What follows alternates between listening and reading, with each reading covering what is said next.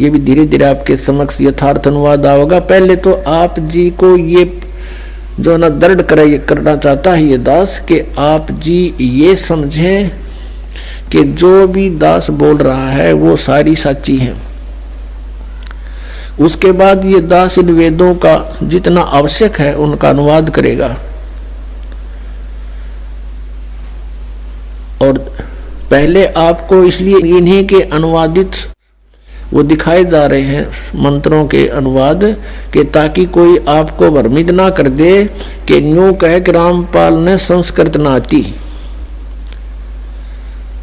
और ये महर्षि दानंद के अनुयायी आचार्य ये संस्कृत के गाता थे। महर्षि भी दानंद भी विद्वान पुरुष था, संस्कृत का गाता था। वो सही समझा उन्होंने, वेदों का ठीक अनुवाद कर रखा है। तो पहले उन्हीं के द्वारा किए गए अनुवाद को दिखाकर फिर दास साथ साथ उनमें जो त्रुटि है वो आपके समक्ष पेश करेगा। फिर आपका समझ में आओगी, फिर आप दृढ़ हो जाओगे कि सचमुच कौन सा अनुवाद सही है कौन सा गलत है। फिर आप स्वयं निर्णय लेकर के दृढ़ हो जाओगे। और जब तक हम दृढ़ नहीं होंगे हम कोई मोक्ष प्राप्ति नहीं कर सकते। डगमग आदमी कभी सफल नहीं हो सकता। आप आगे जाकर के मान लीजिए दो रास्ते हो जाते हैं। कहीं आप अकेले जा रहे हो, या तो आपके साथ गाइड हो, कोई व्यक्ति जानकार हो, या फिर आपके पास मैप हो। उस मैप पर आप देख कर चल सकते हो कि ये रास्ता नहीं ये है। और मैप के बारे में आप दृढ़ हो कि सचमुच इसमें जो लिखा फाइनल है। तो ये हमारे सदग्रंथ हमारे मैप हैं। ये मैप आपको मानचित्र दिखाया जा रहा है कि आप जिस रास्ते जा रहे हो ये रास्ता आपका है, ये नहीं है। और आप दृढ़ हो जाओगे सचमुच ये, फिर आप डगमग नहीं हो सकते। अगर आपके पास मैप नहीं है आप चल पड़े, आगे दो रास्ते हो जाते हैं, वहीं पर आप असमंजस में पड़ जाओगे, आंख मीच करते चल पड़ो किसी साइड में, वो दूसरी बात है। तो ऐसे इन सदग्रंथों का आपके रूबरू कराना ये दास अनिवार्य समझता है। अब बताया कि वेद मेरा भेद है और मैं ना वेदन के माही, जौन वेद से मैं मिलूं ये वेद जानते नहीं।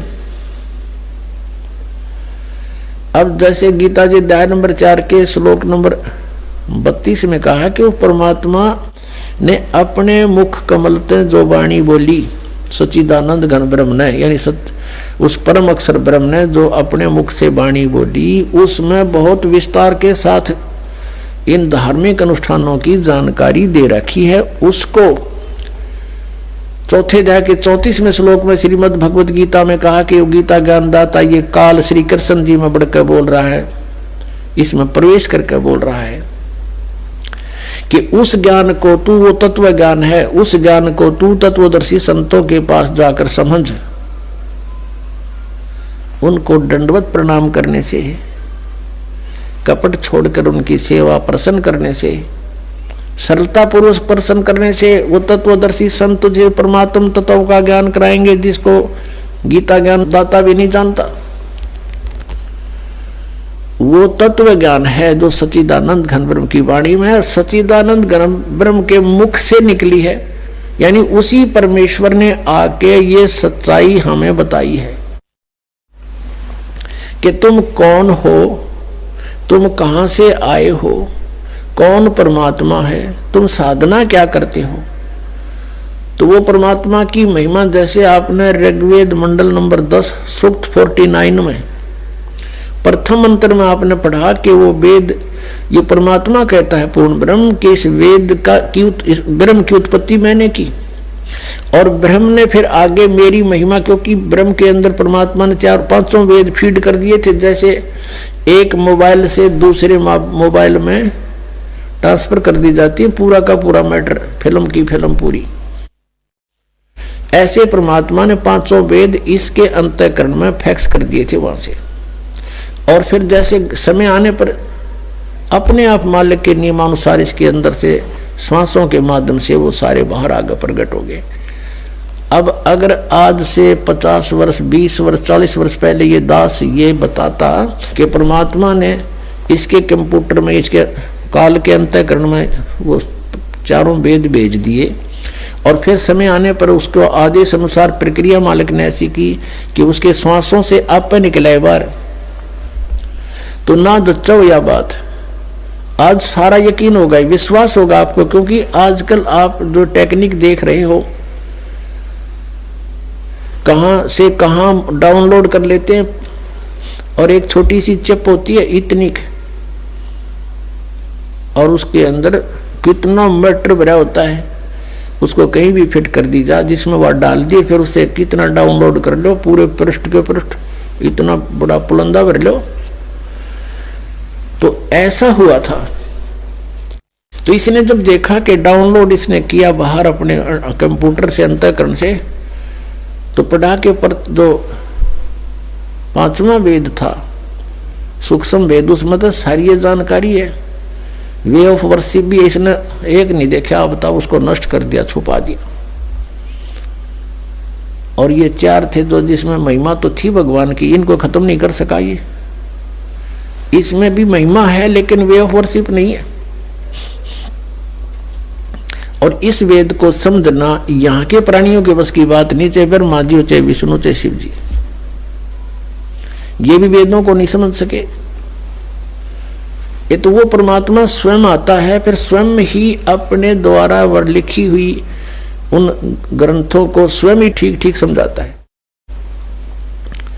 अब जैसे वेदों का जो निर्णायक ज्ञान परमात्मा ने अपनी सच्चिदानंद घन ब्रह्म की वाणी कबीर वाणी में बोला, अब उस वाणी से परिचित होने के बाद हमने वेदों को खोला और वेद बिल्कुल साफ हो गए, क्योंकि ये आध्यात्मिक ज्ञान है, इसको संस्कृत भाषा के जानने वाले नहीं खोल सकते, इसका अनुवाद नहीं कर सकते। जैसे किसी ने हिंदी सीख ली, फॉरेनर ने, अच्छा हिंदी में चाहे कुछ भी बन जा और शास्त्री बन गया, और उसने रामायण का ज्ञान नहीं, रामायण की स्टोरी का ज्ञान नहीं, और उसको कोई कहे कि ले आप इन तुलसीदास कृत चौपाइयों का अनुवाद कर दो, अड़ंगा करेगा वो, बेसिक विद्वान बना हुआ है।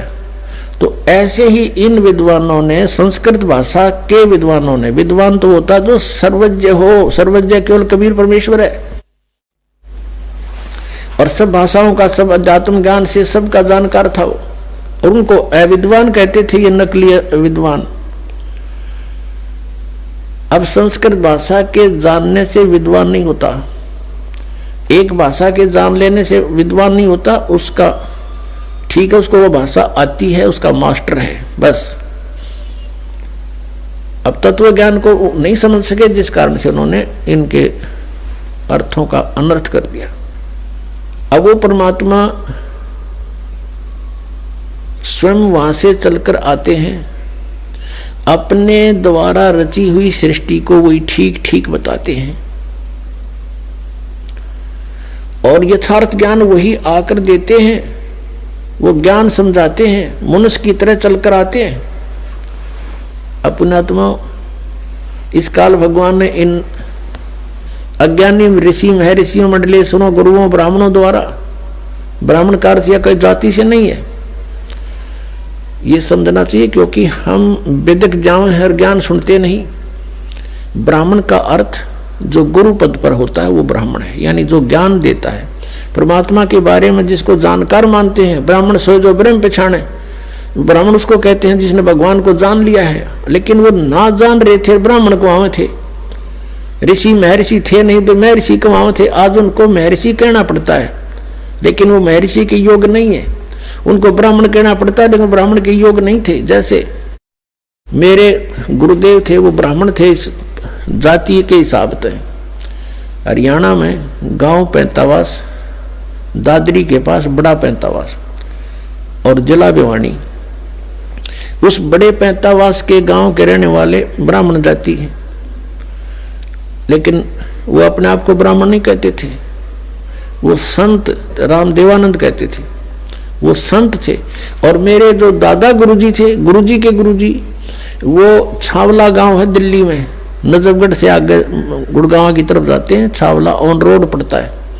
वो छावला गांव के जाट थे, किसान, और वो काशी विद्यापीठ से 4 विषय के आचार्य बन गए। वो पंडित चिदानंद कहलाते थे, वो ब्राह्मण कहलाते थे। अब उस हमारे दादा गुरु जी का जो आश्रम बना हुआ है, गोपालपुर गांव है खरखोदा के पास, जिला सोनीपत में, उनके आश्रम के ऊपर लिखा है पंडित चिदानंद जी आश्रम। और हमारे गुरुदेव के जहां आश्रम है संत राम देवानंद जी आश्रम। तो यहां जाति से ब्राह्मण नहीं है, कर्म से ब्राह्मण के लिए कहा गया है। तो ये नकली गुरु ब्राह्मण जो गुरु पद पर थे, इनको कह का पता नहीं था, ये कहलाते थे ऋषि और महर्षि। तो ये समझ नहीं सके उस परमात्मा की अमरवाणी को। इसलिए परमेश्वर ने कहा कि ये वेद कतेब झूठे नहीं भाई, और झूठे हैं जो समझे नहीं। तो वेदों में लिखा है कि वो परमात्मा स्वयं गति करके आता है। अब जैसे यो आर्य समाज का जो ग्रुप है, इसमें शिक्षित वर्ग बहुत है, और लेकिन वो अक्षर ज्ञान है, उनको अध्यात्म ज्ञान नहीं। उधर से महर्षि दानंद को भी कह का पता नहीं था अध्यात्म ज्ञान का, इसलिए उसने कोशिश की वेदों का अनुवाद करने की, और उसका अपना सिद्धांत था कि भगवान निराकार है। वो कहीं एक देश में नहीं रहता, एक देश माने स्थान पर कहीं नहीं रहता, वो केवल सर्वव्यापक है, जैसे वायु है ऐसे भगवान है। भले आदमियों, निराकार परमात्मा इतनी बड़ी बड़ी स्ट्रक्चर कैसे बनाओगा वो? जैसे कोई नौके साकार कैसे बनाओगा, सुन लो साकार कैसे बनाओगा। साकार मनुष्य इंजीनियर है और जहाज बना दिया, हवाई जहाज, वायुयान बना दिया, समुद्री जहाज बना दिया, उसमें बैठ कर आराम से घूम रहा है और वो यान चल रहा है। निराकार कोई कारीगर बना के दिखा दो, मरे बादशाह के बनाओगा, वो खख बनाओगा। तो ऐसे परमात्मा मनुष्य सदृश है, उनकी वो अमित औजा है, उसकी शक्ति का कोई वार पार नहीं है। उनके वचन से सबको जो हो जाता है। जैसे आप हम देखा करते हैं जादूगर होते हैं, अपने मुख में एक छोटी सी गोली कंचा, इतना वो कंचा होता है, उस गोली को मुख में डालते हैं और थोड़ी देर में करके इतना बड़ा मुस्कुद का मुंह में दो पत्थर बना देते हैं, और नो पटक दे, पट्टा उठा के देख लो कति पत्थर है। तो उस जब एक जादूगर इतना कुछ कर सकता है, और वो तो परम जादूगर, वो तो सर्वशक्तिमान, एक वचन में सब कुछ कर दे। तो ऐसे ही उस परमात्मा की महिमा से हमने परिचित होना। उस परमात्मा ने कहते हैं एक शब्द में सब किया, सकल जमी आसमान, एक वचन में सब कुछ बना दिया। तो समर्थ है, उसको वो कुछ भी कर सकता है। तो वो जानकारी स्वयं ही आकर दी। अरे ये निराकार बताओ भगवान को, और वेद के साकार है, निराकार है, मनुष्य सदृश है वो। अपनात्माओं,